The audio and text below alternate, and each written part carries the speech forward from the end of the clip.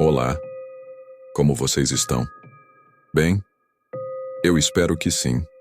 Hoje venho compartilhar com vocês uma história que vai fazer vocês olharem para os rios de uma maneira completamente diferente.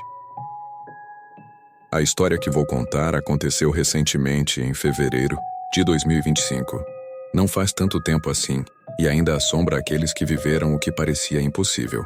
Algo que começou de forma simples, mas logo se transformou em algo aterrador. Tudo começou com uma mudança discreta, quase imperceptível. Moradores das vilas argentinas começaram a perceber uma cor estranha nos rios, uma tonalidade vermelha, profunda e perturbadora. No começo parecia algo passageiro, talvez causado por alguma alga ou uma reação na água. Mas logo, a cor não desapareceu. Pelo contrário, ela se intensificou. Algo estava errado. O rio, que antes era conhecido por sua água cristalina, agora parecia estar tingido de sangue. Era algo que ninguém queria admitir, mas todos sentiam. Havia algo sinistro naquele lugar. Ao longo das margens, o cheiro de algo podre começava a tomar conta do ar. Não era o cheiro de decomposição, mas algo ainda mais denso, como se a própria terra estivesse começando a apodrecer. Logo, as águas não eram mais apenas vermelhas. Elas pareciam se mover de forma diferente, como se estivessem vivas. Como se algo estivesse dentro delas, manipulando os rios, forçando-os a fazer algo que ninguém entendia. Peixes começaram a aparecer mortos, boiando na superfície. Aves caíam do céu de repente como se não conseguissem mais sobreviver ao peso do ar.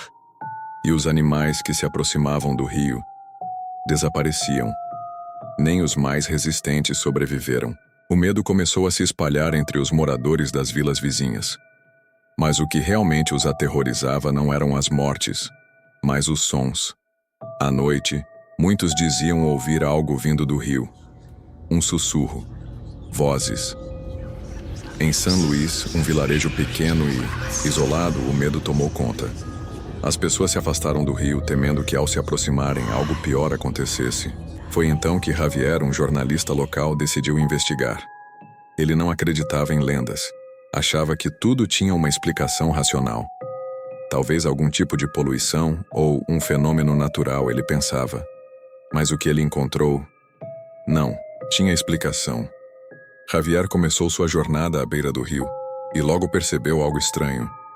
O solo ao redor estava seco e rachado, como se a água não chegasse mais ali. Mas o rio continuava, fluindo. Ele se aproximou, sentiu a água vermelha em suas mãos e logo percebeu que não era normal. A textura da água era espessa, quase viscosa. Decidido a investigar mais fundo, Javier foi até a margem do rio, onde as árvores começavam a formar uma sombra densa. Foi lá que ele encontrou o diário antigo. As páginas estavam gastas, manchadas e envelhecidas, mas as palavras eram claras. O diário falava de rituais antigos, feitos por povos que viviam à beira desses rios muito antes dos colonizadores chegarem. Sacrifícios de sangue feitos para apaziguar uma força que habitava as águas. E o mais aterrador de tudo: quando as águas sangrarem, a terra se vingará. Javier não acreditou de imediato. Ele pensou que era apenas uma lenda, um conto, antigo para assustar crianças. Mas algo em seu interior estava começando a mudar.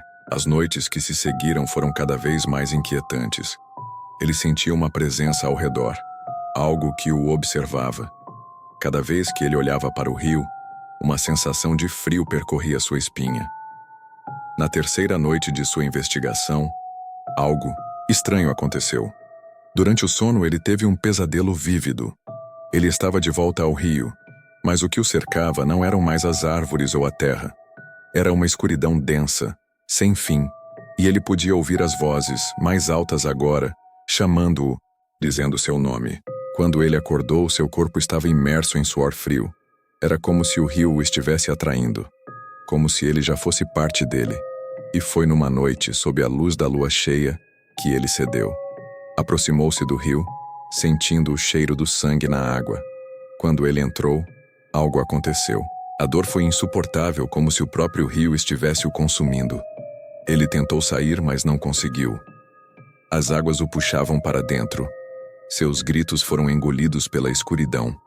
Na manhã seguinte, o corpo de Javier foi encontrado, flutuando na margem do rio, com os olhos abertos, mas vazios. Não havia mais sinais de luta. Não havia mais vestígios de sua dor. Ele simplesmente desapareceu. Mas algo ainda estava estranho. Quando os moradores chegaram para retirar o corpo, perceberam que o rio estava diferente. A água não estava mais vermelha. Ela estava completamente preta. E foi aí que as histórias começaram a ser contadas novamente. As antigas lendas que falavam de um rio que nunca esquecia, de um rio que vingava os rituais quebrados. O que ninguém sabia é que a água vermelha estava se espalhando, e com ela, o mal. Os moradores começaram a ver sombras à beira do rio, silhuetas que se moviam entre as árvores, e a cada novo vilarejo que o rio tocava, mais pessoas desapareciam, como se estivessem sendo consumidas por algo que já havia sido enterrado há muito tempo. O medo, antes abafado, se espalhou rapidamente. A terra, que parecia ter sido protegida por um pacto antigo, agora estava quebrando. A força que os ancestrais haviam tentado controlar estava se libertando.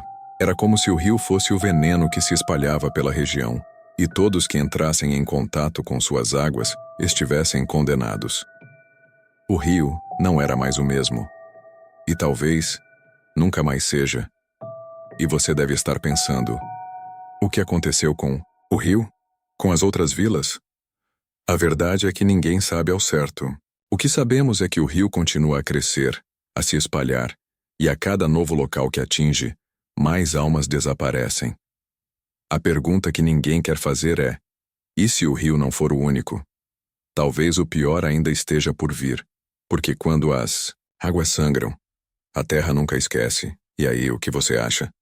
Será que o mal ainda está à espreita? Ou a história dos rios vermelhos está apenas começando? Deixe seu comentário abaixo e compartilhe sua opinião.